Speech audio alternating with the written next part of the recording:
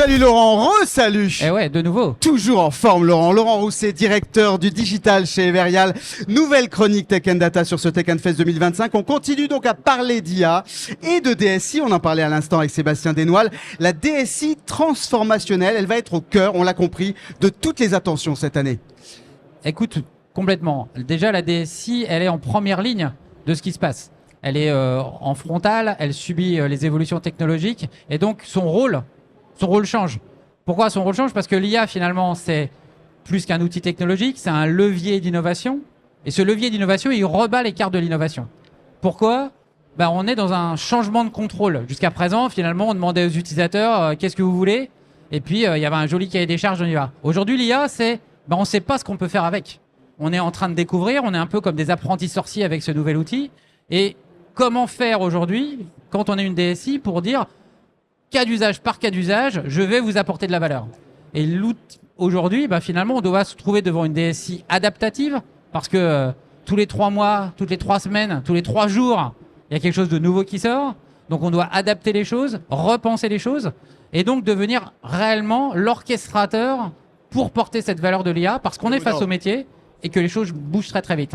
Typiquement, il n'y a pas très longtemps, sur un document, vous étiez obligé de modéliser, travailler champ par champ. Aujourd'hui, l'IA prend le document, lit, extrait, fournit de l'information et on passe de la donnée brute à l'information, à la décision. C'est-à-dire, a-t-on besoin d'Excel demain? J'en sais rien.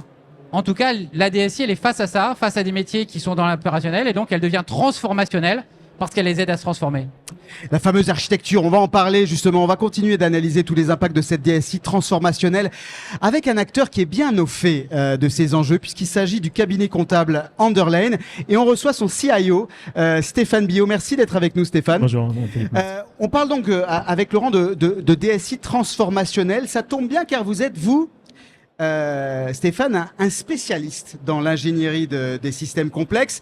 Cette DSI transformationnelle qui fait appel aussi bien à la technologie, à l'organisation, à la stratégie, ça prend quelle forme concrète chez vous, cette nouvelle approche donc de la direction des services informatiques? Comment ça se passe dans votre cabinet comptable? Aujourd'hui, comme disait Laurent, donc on passe d'une DSI traditionnelle, donc qui est orientée vraiment très technique, très matérielle, où on est peu agile aussi face au métier, on connaît pas les enjeux business, vers une DSI plutôt transformationnelle où on est vraiment partenaire en fait au métier. Donc on copilote la stratégie avec le métier, d'où l'intérêt aussi d'avoir une organisation qui vraiment accompagne cette transformation-là, avoir des gens qui sont vraiment spécialistes dans les problématiques aussi métiers, pouvoir aussi avoir une culture, ce qu'on appelle data-driven aussi, parce qu'on sait très bien que la création de valeur aussi en interne passe par la data. Et on le voit très bien aussi aujourd'hui avec l'intelligence artificielle. Et j'ai entendu aussi les interventions précédentes. On disait la data, c'est le carburant aussi de l'IA. Et donc tout l'enjeu, il est là. Vraiment aller capter la data et aller vraiment sur cette transformation pour créer de la valeur. Mais ce qu'on comprend aussi, Stéphane Billot, c'est que les enjeux de technologie et notamment d'IA, c'est pas forcément uniquement et essentiellement de la technologie ou des problèmes IT, c'est aussi de l'organisationnel. C'est ce qu'on comprend quand vous parlez de connaître effectivement les réalités métiers, c'est l'homme, c'est l'humain. Absolument, c'est pour ça, nous, dans notre approche aujourd'hui, on passe en fait par nos collaborateurs. Donc il faut qu'on cherche aussi à détecter les bons cas d'usage aussi, parce que l'idée c'est de ne pas déployer que l'IA, d'aller vraiment chercher les bons cas d'usage avec un bon ROI derrière qui est assez solide et qui crée de la valeur. Donc c'est vrai que l'humain il est au centre en tout cas de notre transformation et l'intégration de l'intelligence artificielle au sein d'Andalen. On est curieux parce qu'on a tous un comptable autour de nous, on a tous des cabinets comptables qui travaillent pour nous. On essaie de savoir qu'est-ce que ça a changé pour vous quotidiennement, au quotidien dans votre cabinet, le fait d'intégrer l'IA. Un exemple.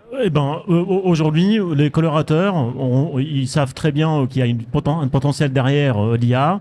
Après, il faut savoir aussi accompagner. Donc, on est vraiment dans la conduite de changement aujourd'hui pour pouvoir vraiment structurer, accompagner cette nouvelle technologie chez nous. Donc, par rapport à la DSI, on passe en fait d'une DSI, encore une fois, traditionnelle où on est orienté vraiment solutions technologiques vers une DSI où on est vraiment dans la co-innovation. Donc, on co-innove avec nos partenaires avec les différents métiers. On est plus du coup dans la structuration aussi de cette démarche. Et si je prends en fait un exemple aussi du terrain, aujourd'hui nos collaborateurs sont plus orientés vers le conseil et vers l'analyse stratégique.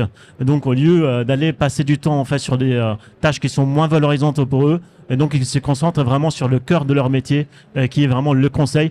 D'où d'ailleurs aussi le choix stratégique qui a été fait aussi par la direction d'Andalen de se présenter autant qu'une société conseil et non pas en fait comme un cabinet traditionnel d'expertise comptable. C'est un peu effectivement la révolution que vous vivez dans votre métier qui est partagée. On voyait ça aussi avec Sébastien Desnoyers et Laurent nous le rappelait il y a quelques minutes. La DSI doit prendre un rôle de chef d'orchestre sur le pilotage de la création de valeur par l'IA.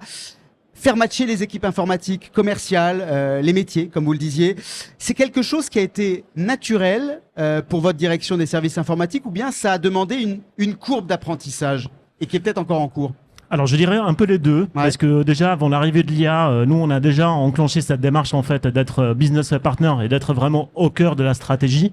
Et donc c'est vrai que l'IA aujourd'hui c'est un accélérateur pour nous pour pouvoir vraiment renforcer notre rôle aussi de chef d'orchestre. Donc on a cette démarche qu'on a déjà entamée en interne, mais ça ne veut pas dire qu'on est dans la maîtrise totale aujourd'hui, parce qu'on sait très bien que le domaine de l'intelligence artificielle c'est en constante évolution. Donc il faut qu'on accompagne aussi déjà nos équipes aussi en interne pour pouvoir comprendre les enjeux et encore une fois aussi comprendre les impacts, et notamment un sujet qui est important que j'ai pas encore mentionné pour l'instant, c'est vraiment la confiance numérique. Ouais. Parce que on parle toujours de l'IA, de la donnée, mais il faut aussi qu'on agisse également sur la confiance numérique.